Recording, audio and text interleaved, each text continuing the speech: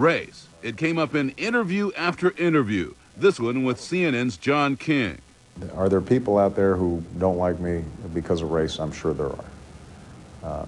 That's not the overriding issue here.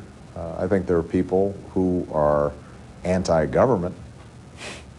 I think there's been a long-standing debate in this country that is usually that much more fierce during times of transition or when presidents are trying to bring about big changes. I mean, the things that were said about FDR are pretty similar to the things that were said about me, that he was a communist, he was a socialist. Things that were said about Ronald Reagan when he was trying to reverse some of the New Deal programs. You know, were pretty vicious as well. On ABC, Mr. Obama pointing out that strong views on race don't always hurt him politically. Are there some people who don't like me because of my race? I'm sure there are. Are there some people who vote for me only because of my race? There are probably some of those too. The message much the same on CBS and NBC2. It's territory his press secretary has already covered.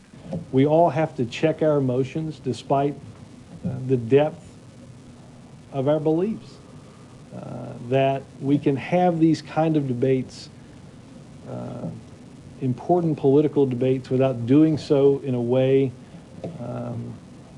that makes anybody feel uncomfortable. That was one side of the story. On the other side, one of the guys whose own conduct helped ramp up the debate was back home in South Carolina holding his first news conference since he shouted out, "You lie," at President Obama. Let's close the book on last week. Was race a factor in Congressman Joe Wilson's outburst? I appreciate very much President Barack Obama has indicated this is not correct.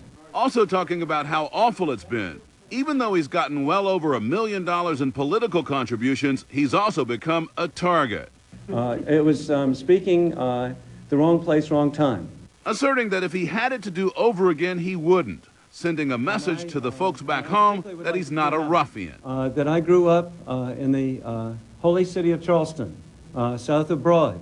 It is the center of civility in a civil state. And so I truly support civility. Wilson answered only a few questions before choking up and heading for the door. That is my life, supporting the people of South Carolina.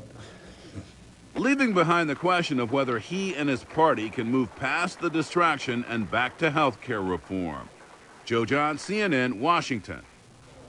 And tuning to